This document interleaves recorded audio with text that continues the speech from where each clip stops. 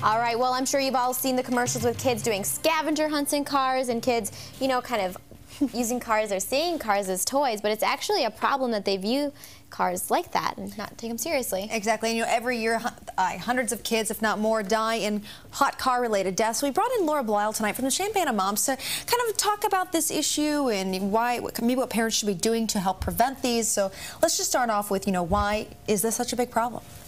Well, you know, kids like to play in cars, and, you know, I have a minivan, and I know that my daughters are always kind of going in the front. They want to sit and steer the wheel, and they want to go in the, I have a way back seat, and to them that's really fun, is to go in the way back because their seats are in, you know, the middle seats. So I can see how kids just think that it's a fun place to be. But in the summer, it's a death trap. Yeah, we even have some statistics you sent us. A third of cases of kids dying in cars is because they went in and they got trapped. And that's very common these days, power locks and power windows. But you know, kids are kids. They don't know how to get in or out. And really that's just a matter of parents need to be paying attention to what their kids are doing and teach them that, you know, you get out of the car. The car is not a place to play, and the car takes us places, and it's what we use to go from point A to point B, and that's about it. Wow. We even have a commercial from the Chevy Equinox up on our computer back there. Paige, if you wouldn't mind pressing play on the computer back there. It just kind of shows the scavenger hunt. The commercial's been on for a while, but it really does depict the car as a toy. In the glove box. Yeah. Suitcase? Huh? So this is kind of exactly what you're talking about. Where do gummy bears tied? Under the seat.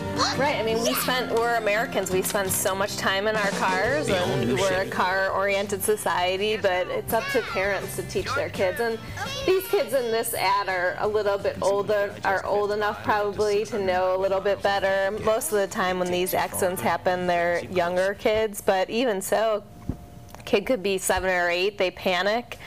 Yeah. You know, they're not old enough to handle that kind of situation. Maybe even keeping the car locked when you're not. Keep the car locked, keep the windows open and closed at all times. That's what we do in our garage. Keep the door locked. If you have a garage, keep the door locked to the garage. You know, even get double locks if you have to, if the kids can unlock the door. Now, what advice would you give parents beyond those steps of making sure that they're making their kids a priority and getting them out of the car, because the accidents obviously happen every year? Right, and I guess I would just have parents be very adamant that cars are not toys, and to teach their kids to get out of the car as soon as the car is stopped. That's something that I work with on my kids are always dilly-dallying in the car. Let's look at this, let's look at that. It's like, no, it's time to get out of the car and go in the house. And the longer the car is in the garage, you know, we don't have an air-conditioned garage, so the longer it's in there, it's, you know, it gets hotter and hotter, even in the garage where the sun isn't beating on it.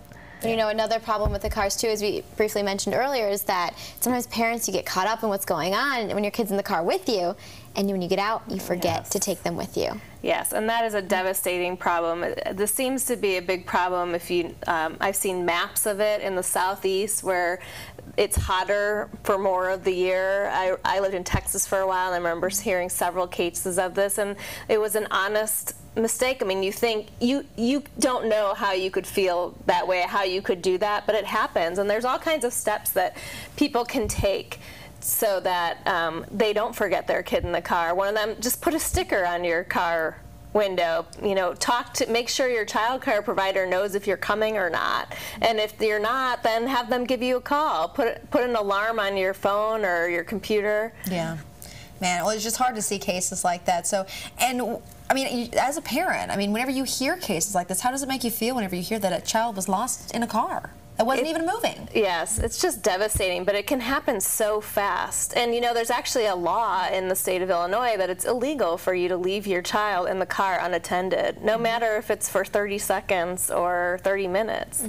And you know, that's why I love drive-thrus, because I can get stuff done and have the kids in the car and not take them out. But aren't you glad the drugstore now has drive-thrus? Yes, the drug-thru, the bank, went to the bank today, the dry cleaners, yes. You know, especially, you know, in the winter it's cold, you don't want it to take them out, and the summer it's just, you know, can be a pain. But yeah, there's just ways that people can try to avoid that. I saw one suggestion where it said put a stuffed animal in the back seat where the child usually is, and then when the child is in the car, put the stuffed animal in the front seat. So you have that visual reminder. Yeah. And also, if you're going somewhere, put whatever you need wherever you're going, be it the gym or work, you know, a gym bag or a briefcase, put it in the back seat. So you have to go back there to get it.